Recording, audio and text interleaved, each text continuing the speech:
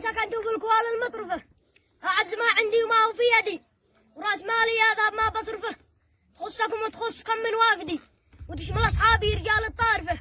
على المعونات السخية للبدي، وقت النوايب والسنين المعجفة، وأنا في يديهم وهم في يدي، ما نختلف حتى تقوم الراجفة، لا صاحبي مقدعة تبقى له قدي، والصايبة لا جابها ما خالفه، مهما تباعدنا فهذا معمدي، في القال والكوله بناها مشرفة، جبل حراوة مننا الزهر الندي، والياسمين والفل والكاذي دفه، اليوم هذا يومهم يوم أسعدي، وكل واحد عن بريده يقطفه، والله يبارك في سكن صالح علي، ويهني أحفاده بزينات الصفة، ودام الله سركم وحالكم.